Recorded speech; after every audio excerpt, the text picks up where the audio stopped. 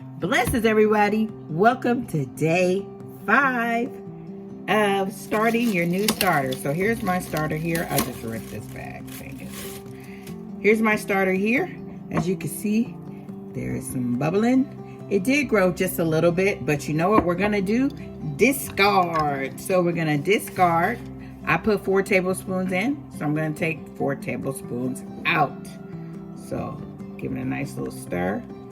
And remember, this is a 2 tablespoon spoon, so just, that's 2 tablespoons. And then 4 tablespoons. That's my 4 tablespoons. Let me make sure I get it all out.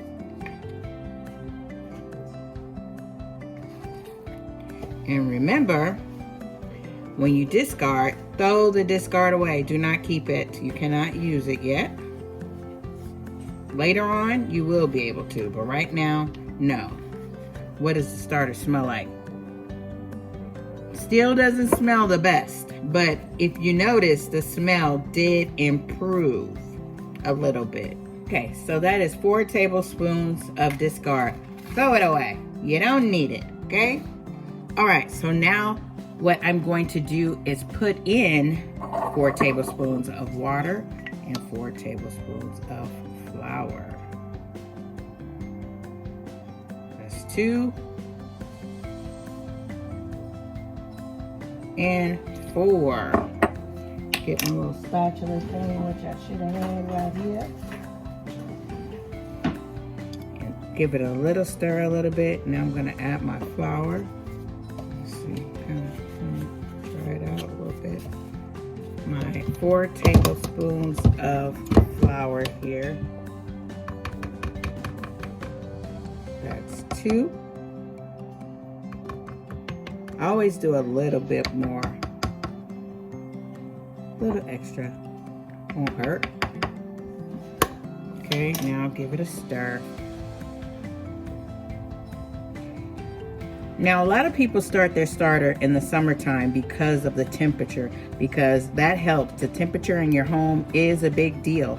So I'm going to show you 2 items that I use, the one I mainly use for during the winter times when you're starting a starter, because when you put your starter away, it's good to put it in a warm area. It doesn't like cold. If it's in the refrigerator or something, the process of it rising slows down. So I'm going to show you what I use. It's a little lumpy, so I'm going to have to get these lumps out. I'm going to show, and I can add a little bit more flour. It's a little too watery for me. So remember, if it's watery, add a little more flour. If it's dry, add a little bit more water. You want it to like cake, you know, kind of pancake or biscuit type of consistency. I like it thick. So I'm going to show you the 2 tools that I use. I mainly use one, but I have the other one if I need to, that you can use during the winter time to help regulate the temperature of your starter. Because if it's in a really warm area, it will definitely rise to its peak. But if it's in a cold environment and everything, if it's cold in your home, then the process is going to take a lot longer. Okay? I think I got that a little better now. Now I'm gonna just scrape my sides and bring it all down.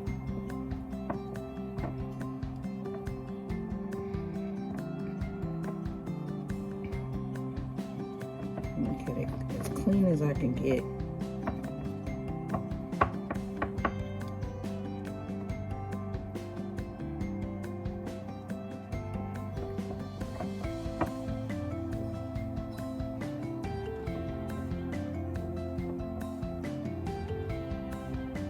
By the time you get to day 14, you might want to change your jar, or you can always pour your starter in a bowl and clean your jar out and put it right back in, because it's going to get like really, really messy all around, you know, like the size of the jar.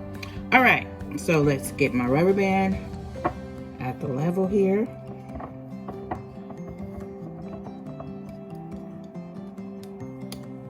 And we are good to go. So I have it at its level. All right. Smell is a little bit better. It's not the best, but it's a little bit better. I'm going to put on this shower cap, and I kind of ripped the shower cap, so I'm gonna make sure I put this rubber band over the area too. And so let me show you what I use. Let me move my stuff out the way. So one option you can get that is very inexpensive is you can get a sourdough starter warmer. Okay, very inexpensive. I'll have the link down in the description box. And it kind of reminds me of a candle warmer. And because this jar is pretty small, it can set right on it.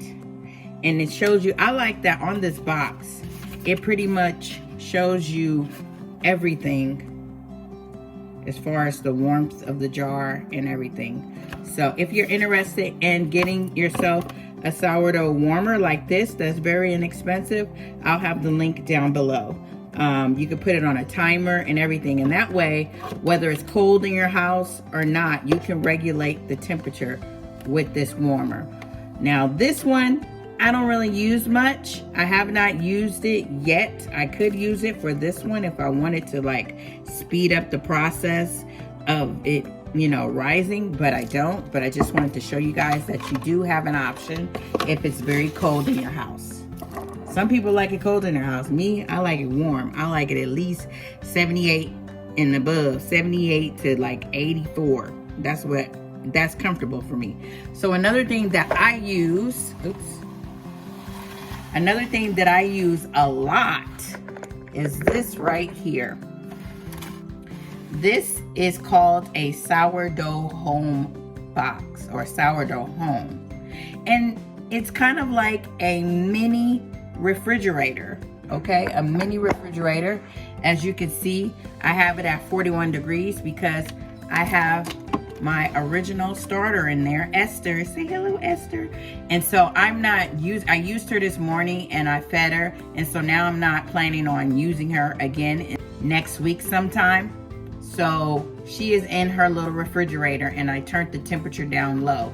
Now, if I wanted to use her within the next few hours, what I would do is just cut the temperature up. I would cut the temperature up to about, sometimes I go to 80 degrees. The highest it goes is 99 degrees. Okay, so let's say it's really cold in your house, like 60, and you want to make bread, but it's so cold in the house. Well, this sourdough home box will regulate the temperature for you, and that way it could be 60 in the house, but you got a 79 for your starter. Okay, so I really, really like this one. The only thing I wish that Broad & Taylor would do is a bigger one. Something where you can have either a bigger jar that you hold your starter, because some people have a bigger jar, or something where you can fit at least 2 of these in, because sometimes I need more starter, and so I need to put more than one jar. I need one or more jar to be, you know, rising up. So that's the only thing I would say about this, is if it can be like maybe twice the size, because if you have a small jar, it comes with 2 trays. So you would have a tray here, you can have a smaller starter up top and a smaller starter up bottom.